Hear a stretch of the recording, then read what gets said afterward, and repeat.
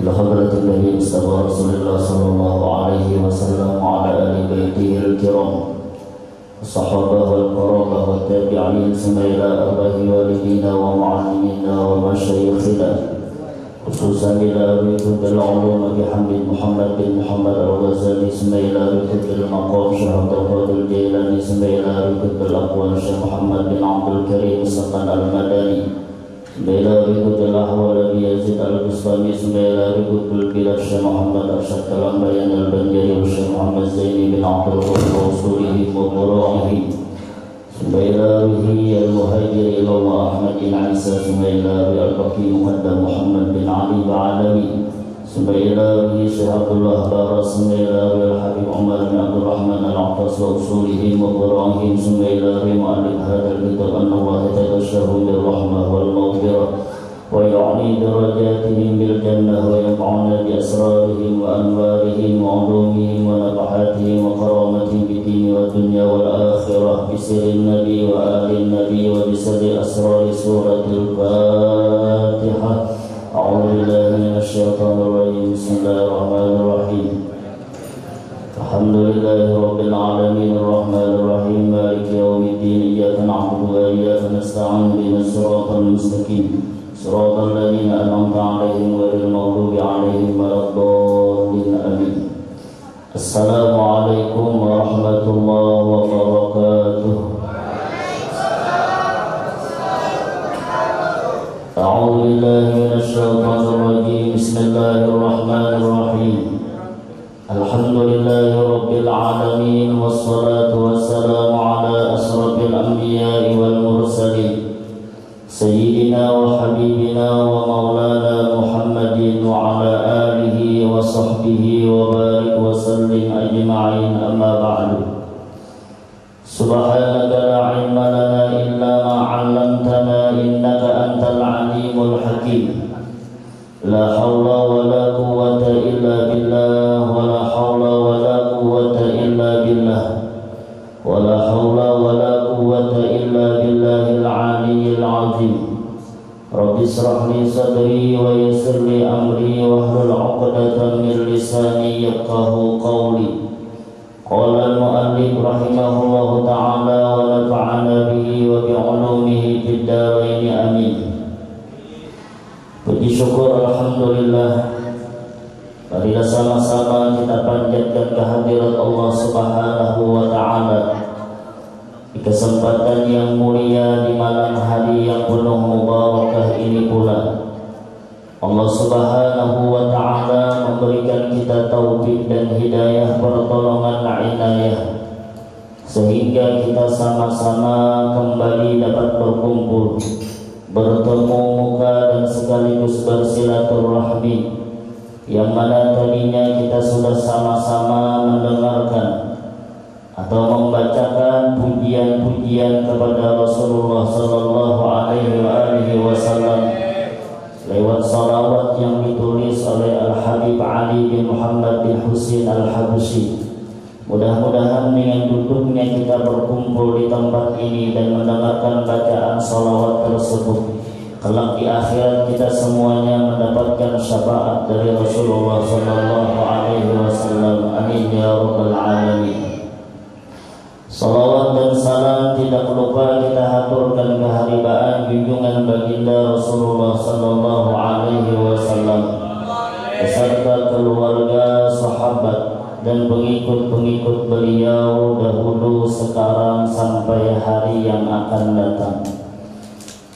Yang sama-sama kita muliakan, kita hormati para alim ulama, para guru-guru agama, para pewaris ilmunya Rasulullah sallallahu alaihi wasallam. Wabil khusus guru kita, Guru Haji Ahmad Yani dan Ustadz Alil Alamin dan para asatidz yang lainnya, tuan guru yang lainnya, kita doakan mudah-mudahan Allah panjangkan umur mereka.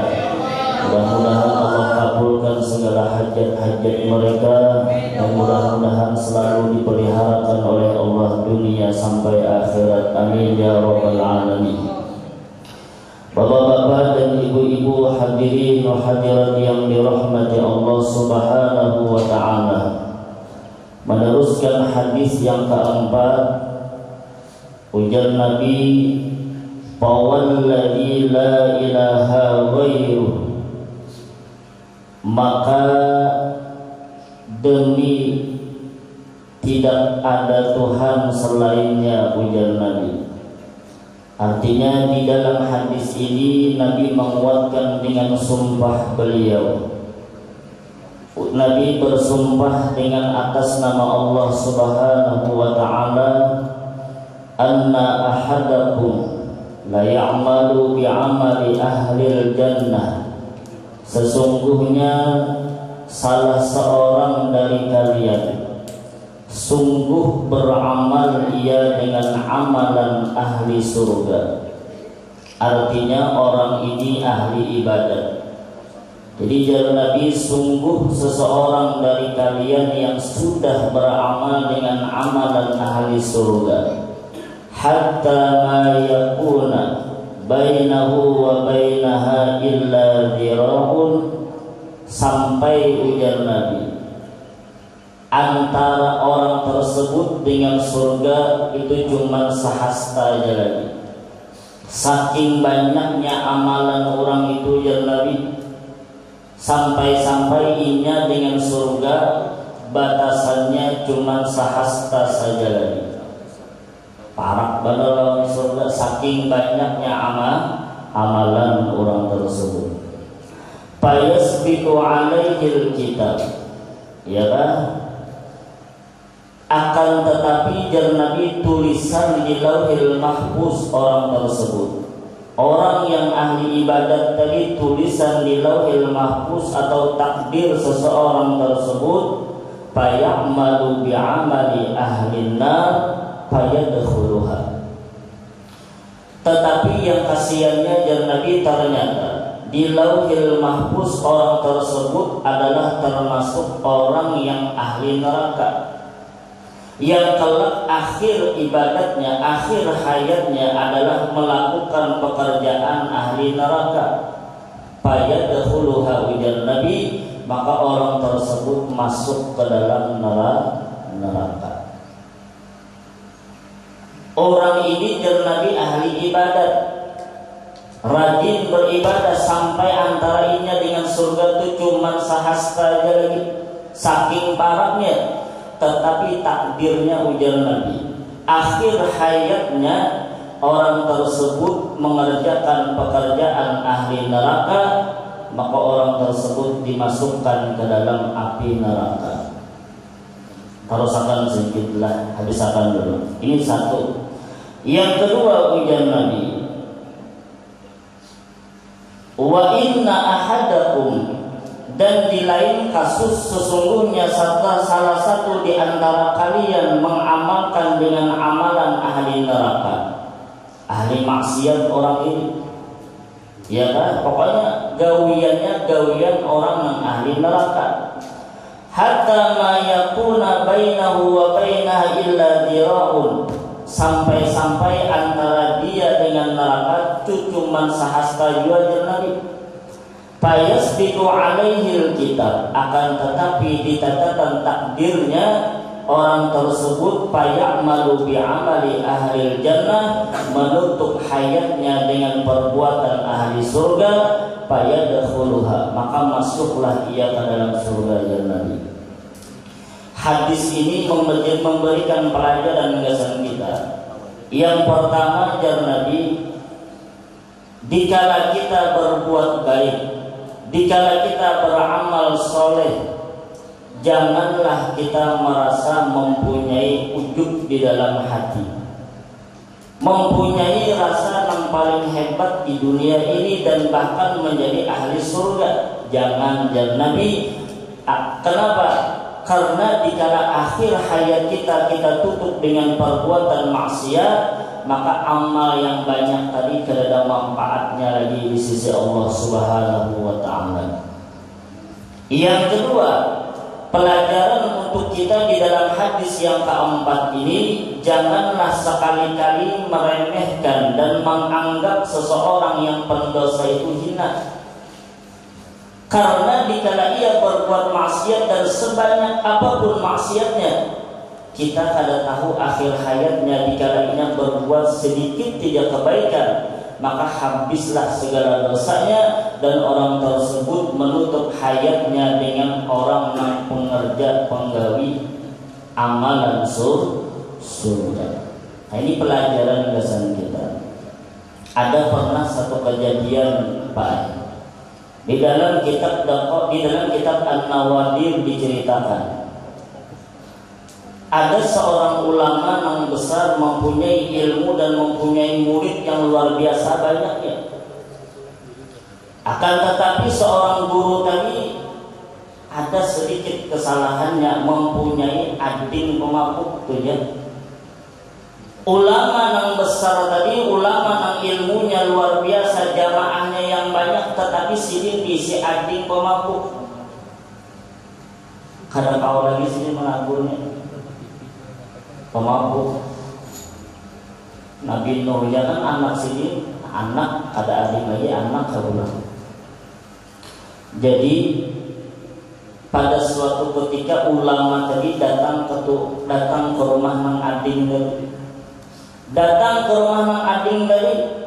Ternyata pas masuk ke rumah si Ading tadi, tuan guru tadi melihat adingnya pas dalam pemabukannya, menyambut dia bahasa kita, ya kan? Mahal sedikit pada meleng kan? Derajat tertinggi sedikit, meleng kesan sendal tuh dia, ya kan? Jadi mabuk adingnya dengan kekawanannya. Melihat keadaan itu, nang kakak langsung bulik, menutup ke lawang. Setelah kurang lebih 5-10 langkah bulik dari rumah Nang Ading, kawan Nang Ading tadi mengiau tuan guru tadi, "Guru, Ading pian mati di dalam, Ading pian meninggal di dalam." Mendengar Nang Ading meninggal, tuan guru tadi menangis banget.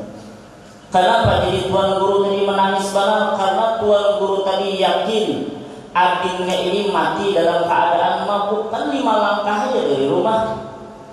Artinya aku bebacaan kesana kemari memberikan ilmu nasihat, ternyata adingku ini mati lihat mabuk. Lalu sedih dan menangislah Nang tuan guru tadi. Didatangi tuan guru, ternyata terselubung meninggal adingnya. Dikuburlah Nang Ading tadi. Kurang lebih pian kalau ada hilap di dalam kitab itu 7 hari setelah meninggal dunia Nang Ading dan dikubur, Nang kakak tuan guru tadi bermimpi. Tuan guru tadi bermimpi melihat ternyata di dalam kubur adingnya ini mempunyai tempat yang luar biasa indahnya. Ading ini mati dalam keadaan mabuk, sangkaan Nang kakak, tetapi melihat kubur Nang Ading penuh dengan mahligai dan luar biasa indahnya, luas tarang pula. Lalu bingung Nang kakak tadi. Didatangilah Nang Ading di dalam kubur tadi. Ujar Nang kakak, "Ding, setahu kurinya ikam ini mati lihat mabuk, dan aku yakin ikam mati lihat mabuk. Karena dan jauh dari rumah ikam aku beli ada kabar ikam meninggal. Tetapi ikam di dalam kubur dapat tempat yang seperti ini, apa sebabnya?" Lalu nyanggar Ading dari bujur ya pian datang ke ulun mabuk.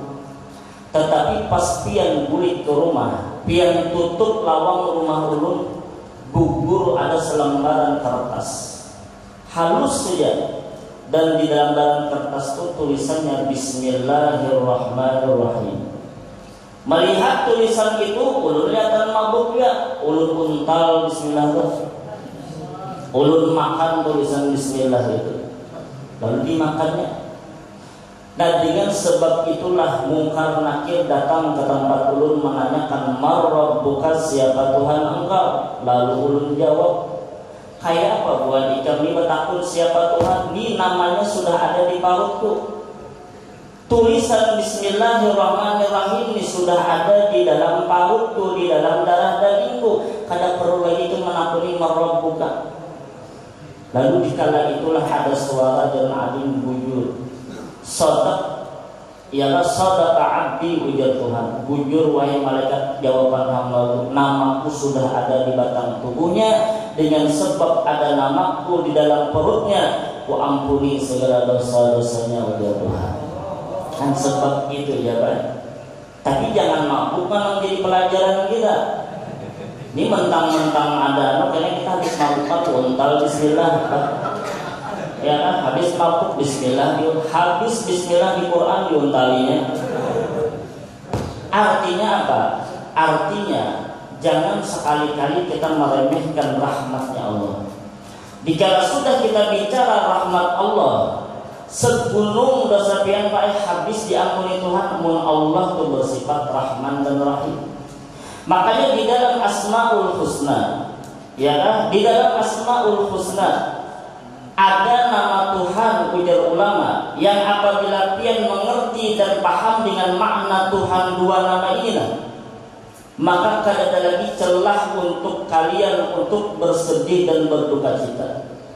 Kalau pian memahami nama Tuhan 99, di antara 99 tersebut ada nama Tuhan dua yang harus pian pahami dan wajib mengkawal pian paham. Kenapa? Karena ujar ulama, dikala pian mengerti dan paham dua nama Allah ini, kada jalan untuk pian itu bersedih dan berduka cita. Yang pertama ujar ulama adalah nama Tuhan As-Syakur. As-Syakur. Kalau kita sebagai hamba kan disebut as-syukur, wajib di antara cabang iman itu bersyukur. Tetapi di lain hal ada nama Allah yang bernama as-syakur. Kayak apa Tuhan bersyukur? Nang wajib bersyukur tuh kita, ya kan? Tetapi ternyata ada juga nama Allah as-syakur. Ternyata ujar ulama, syukurnya Allah adalah membalas amal hamba. Satu bisa dibalas 70, bisa dibalas 700, bisa dibalas sampai ribuan. Sekecil apapun amal kebaikan hamba akan dibalas Allah dengan balasan yang berlipat ganda. Itu nama Allah As-Syakur. Paham yang dengan makna ini, lalu apa namulah kita sedih ya?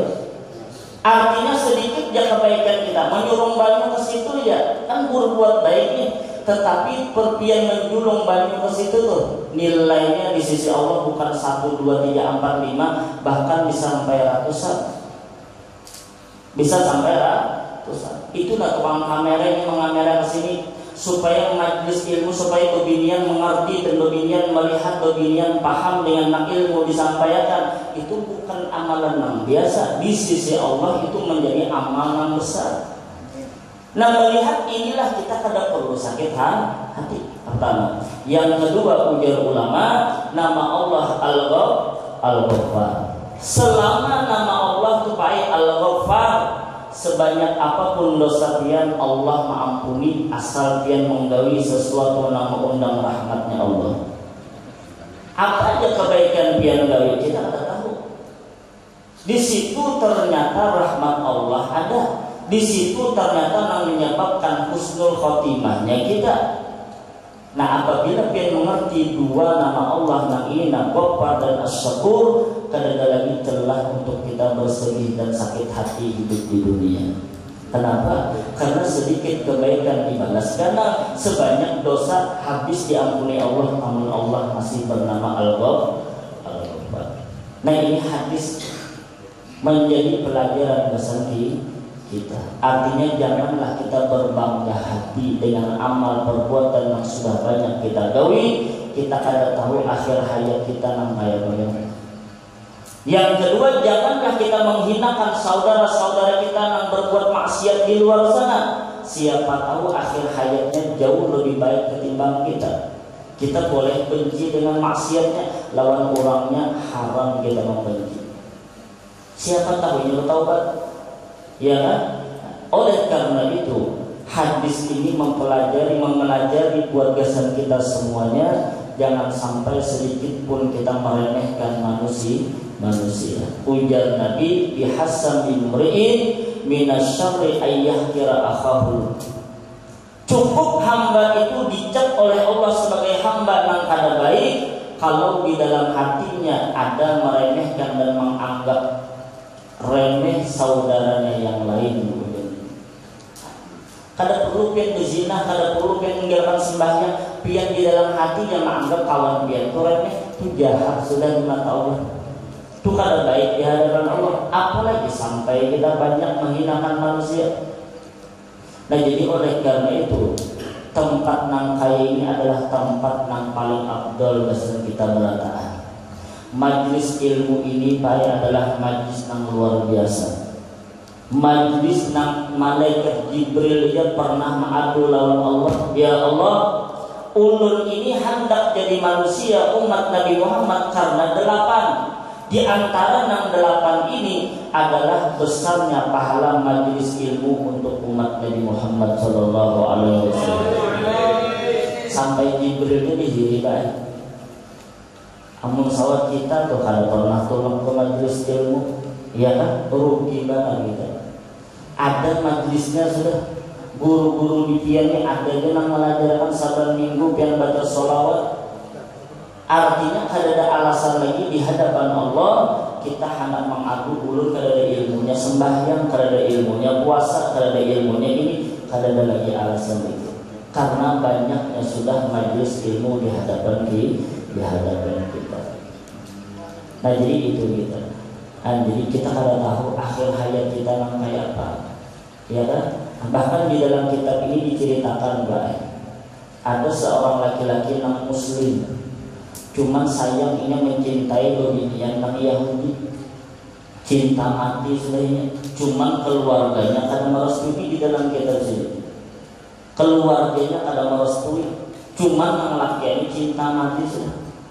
Sampai di akhir hayatnya lakian tadi di dalam hatinya, aku di dunia kalau mau berkumpul lawan pacarku ini, maka aku di akhirat dalam berkumpul lalunya mati dalam keadaan Yahudi. Padahal Islam kurangnya, sebab pacarnya jadi Yahudi. Makanya kalau kawan di dalam hati kita jangan sampai kita mencintai, walau apapun kelebihan orang itu jangan sampai kita mencintai kalau orang tersebut di luar dari agama Islam. Kan banyak artis-artis dan pemain-pemain bola, belum apa pemain bola ya kan? Bebinian artis-artis Korea, drakor macam-macam, ya kan? Boleh pian suka nonton filmnya, boleh pian cinta dengan cuman jangan sampai diletakkan di dalam hati. Siapa tahu itu nang maulah kita kena mati suul khatimah. Kita kan tahu. Maka baiknya mencintai orang-orang yang soleh. Orang-orang yang soleh, para awliya, cintai mereka. Nyata jelas ini akan memberikan syafaat kita di akhirat. Bahkan Pak dalam riwayat hadis Sahih Bukhari Muslim, umat Nabi Muhammad ini Pak yang masuk dalam surga tanpa hisab cuma 70.000 ya. 70.000 masuklah kira-kira potongan kayak kita nih. Kurang kualan itu berapa orang? Ada 1.000-an lah, lebih lah. Lebih. Semalamnya di anu sana 2.000 itu mendemo buat sawit kan 2.000 buat dulu sana aja baru buat kita lagi. Nah artinya 70.000 nih Pak, kira-kira kita berpikir masuk kah kita jika dihisab ke surga? Amun potongan nang kayak kita, ya kan? Jauh kalau harapannya, tapi kan putus asa lah, cuman jauh dilihat-lihat. Mudah-mudahan kau masuk, ya kan? Ada yang kurang yakin aminnya, memang dia sadar kan? Jauh masuk 70 ini, makanya ada amin sih jauh. Cuman untungnya hadis itu kada sampai di situ. 70.000 kenapa ya? Nah masuk ke dalam surga ini jumlahnya adalah 120 sab. 120 sab kena masuk ke dalam surga. 80 sab umat Nabi Muhammad, 40 sab umat Nabi yang lainnya. Nah di antara 80 sab ini 70.000 jalan masuk ke dalam surga kada dihisab. Tetapi kada sampai di situ hadis tadi. Di antara 70.000 tadi seikung orang membawa 7.000 pulang pasukannya. Nah ini untungnya. Cuman kita hitung-hitung pula bisa tetap kada masuk pula. Kan Nabi ini menyampaikan berapa ratus tahun sudah ya. Sedangkan pasukan Nabi itu pakai sekali perang ada yang sampai 1.000, ada yang sampai 2.000. Belum lagi perjalanan sampai wah ini kira-kira belum masuk ya masih. Tetapi kalau sampai di situ pulang hadisnya. Ada lagi riwayat hadis Imam Ahmad di Musnad Imam Ahmad dan Hambal. Di antara 7.000 tadi membawa satu orang yang 700 orang pulang. Nah inilah pulang kabar gembiranya. Di antara 700 tadi si ikung orang membawa 70 orang. Artinya apa? Perbanyaklah pian istiqomah. Makanya ujar Imam Muhammad ibnu Musayyib, ujar sidin istaksiru minal akhwat. Perbanyaklah diisi kawan yang baik. Fa inna likulli mu'minin syafa'ah. Setiap orang yang beriman itu kena bisa memberikan syafaat di akhirat. Kita kada tahu apa yang hadiri kalau ada yang wali. Siapa tahu yang di belakang teguring sana kita kada tahu. Ya kan? Nang jelas kita bersangka baik dan makhluk Allah ini bagus. Perbanyaklah kawan-kawan orang yang baik. Setiap orang itu akan memberikan syafaat di akhirat. Nah, jadi biar pokok orang-orang soleh itu tempatnya diantaranya adalah majlis ilmu.